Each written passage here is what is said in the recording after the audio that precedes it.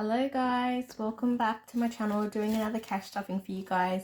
So we'll start off with a cash count: 100, 200, 300, 400, 500 in beautiful green bills. Oops, let me just make sure my camera's focusing for you guys. 550, 650,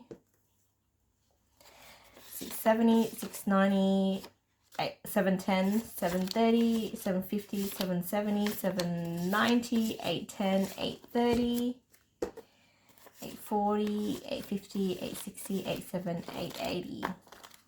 So we are cash stuffing $880 this week. So more than usual.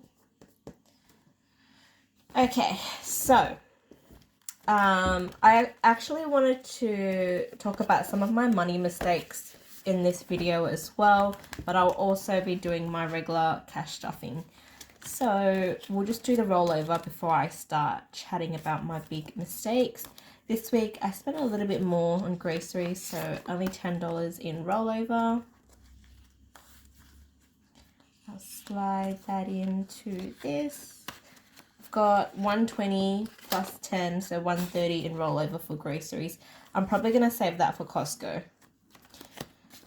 No rollover for fun money. Actually, I do. I have probably $4.15 for rollover for fun money, but I don't cash stuff my coins, so I've just left that in my purse so I can spend it next week. Transport, no rollover as well. So I'm going to restuff $70 into my grocery shop. That's how much I normally allocate every week. I also have some points racked up which I can use probably closer to Christmas. So Flybuy reward points, Woolies reward points, all of that stuff. So this week we are going to cash stuff $100 for fun money. Well, I cash stuff $100 every single week, but you guys know what I mean. So I'm going to slide that in. Also, I actually went to Sculptures by the Sea in Bondi this weekend that just passed. Those who are interested, it's a free event and you have until the 6th of November, I believe, to go before it ends. Transport, I'm going to stuff $70 this week.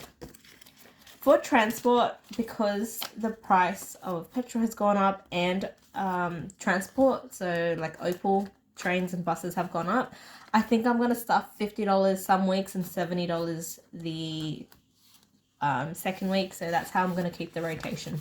This week's going to be $70. I'm probably not going to use all of it, but I'd rather stuff extra than understuff. Alright, pet care, we're going to do $60. Okay, now the first money mistake that I made probably happened when I was relatively young. So that's when I would buy like an excess amount of clothes, just going shopping for the sake of shopping, really.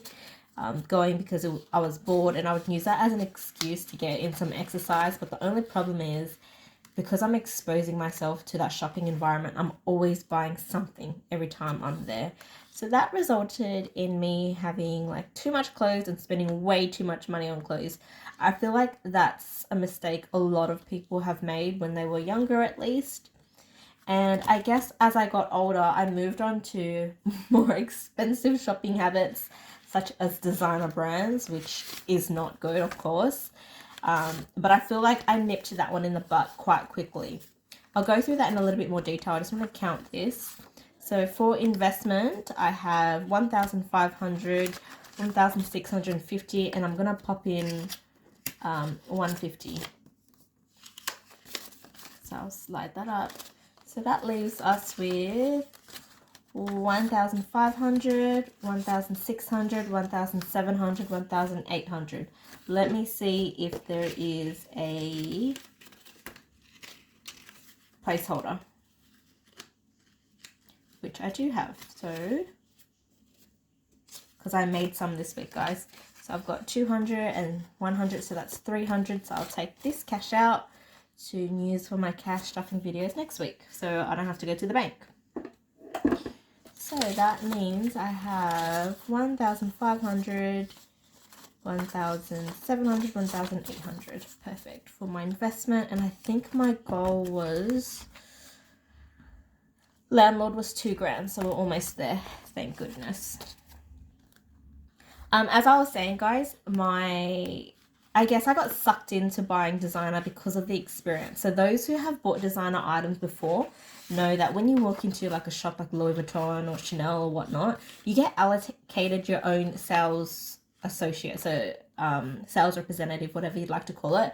And as soon as you enter, they offer you a drink, whether it's champagne or juice. It's just a very nice, pleasant experience. Just bear in mind that every time you walk in, you're spending thousands and thousands of dollars on luxury goods. So for me, for example, when I first started out, I bought a little, like a key pouch from Louis Vuitton, which was, I think, $450. Now, that wasn't the issue. The issue was I decided to buy that key pouch in all 3 prints, which means I had the same product in all 3 prints. Luckily though, I managed to refund one because it was damaged and I bought it brand new, so I refunded it and they didn't have a replacement on hand. So luckily I only ended up with 2 of those little key pouches. But the very first item I bought at Louis Vuitton was a handbag. I think was retailed for about $2,200. Now the reason why I bought that bag is because I never had anything from like a designer shop, and that was after I purchased my first investment property and managed to rack up a substantial amount in my offset account because that was my goal. So I feel like that was why I rewarded myself with that handbag. So 1,500, 1,600, 1,800.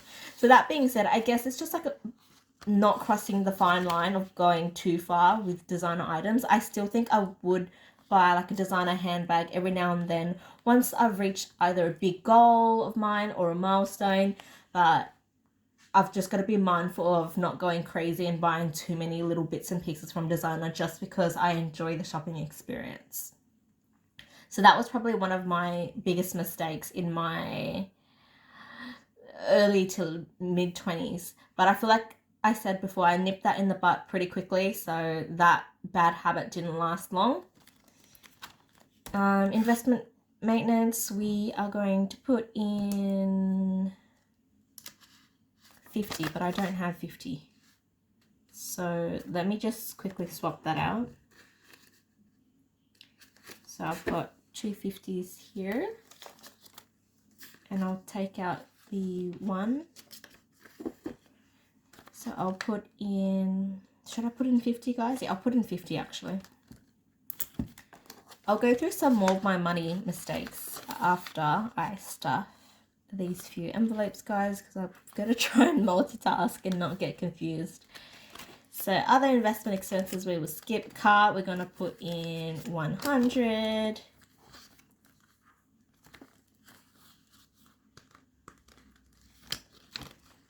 Do we have any placeholders? Oh, we should, because I created some. So we'll take that out.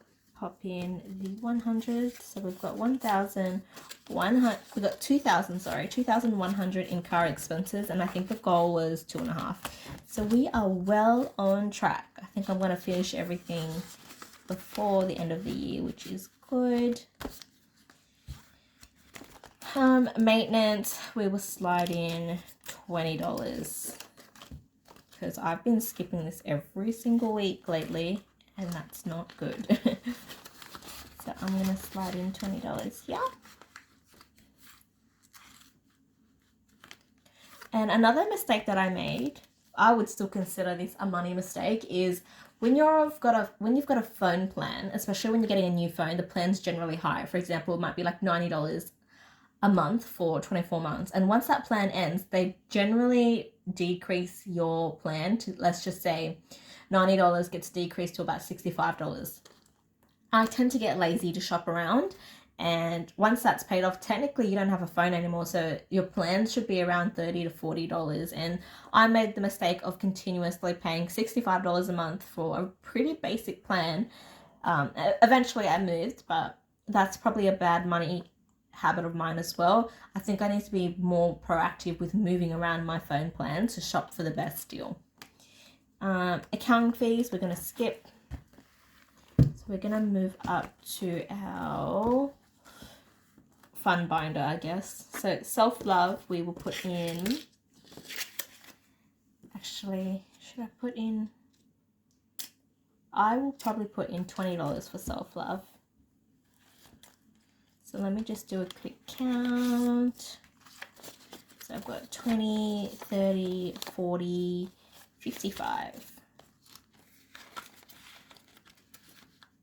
Same goes for savings accounts, guys. So you should be shopping around for the best savings rate, because generally they only offer the best deals to their new customers. So once you're like an old customer, you tend to not get the best interest rates. But just do your own research or speak to a professional or some type of financial advisor before you make any changes to your finances, because I am not licensed to provide any financial advice.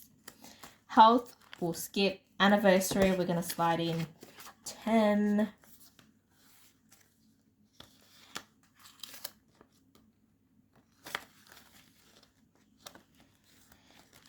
Adventures. Okay, we're going to do a quick cash count of this because I'm probably going to take the weekend away cash and include it in my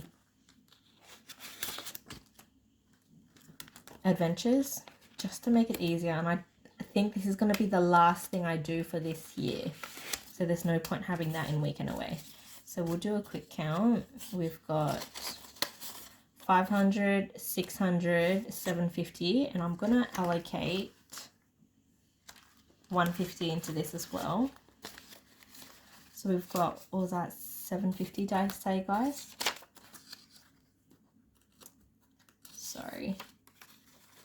5, 6, yep, 750, 850, 9, 1,000, 1,025. Okay, what I'm going to do is take all of this out, because I'm going to have to convert the currency soon, because I'm going relatively soon. So it's just easy if I put in the $1,000 placeholder, and this spare cash I don't think I'm going to need, so I'll just chuck it in weekend away for now. The reason why I think I won't be spending more than $1,000 is because I've already got the flight sorted, accommodation is sorted. I really only need spending money and eating out. So I think $1,000 will suffice. If I don't have enough for whatever reason, I'll still have access to some additional funds that I've got in my emergency fund. Emergency fund, I know you shouldn't be taking out money for like a holiday, but I have more than 6 months worth of living expenses in my emergency fund. Therefore, I have flexibility with the excess to spend on holidays if I need.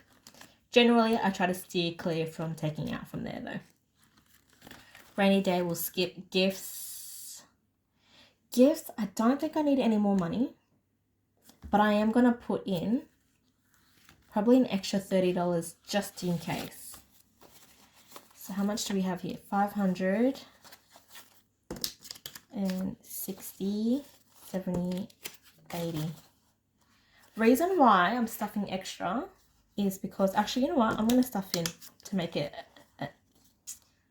I'm going to stuff in $50 to make it exactly 100. 20, 40, 60, 80, 90, 100. Reason being is because I've been doing my Christmas shopping in the past couple of months. So I'm pretty much almost done. I probably need to spend probably $200 or $300 more, but I can spend some of this on my Christmas dinner. We don't spend too much on Christmas dinners because we obviously have the family Christmas dinner, and then we have my own Christmas dinner that I do at home with my partner, and I think the budget for that is like $200. So yeah, so we've got 20, 40, 60, 80, 90, 100. Take that out, placeholder goes in, and this is all good. And I normally split those costs with my partner anyways for our Christmas dinner. So I've actually introduced a new envelope, buffer for excess. So that is where I'm going to put $30 just in case if I don't have enough for bills for whatever reason. Like a little buffer. So I'm going to slide that in, $30. So that pretty much wraps up this video, guys. If you enjoyed, I guess, my commentary on my big money mistakes, I obviously have a lot more to talk about. If you guys enjoyed that concept of this video, let me know in the comments and I'll probably do another one next week. Thanks for watching.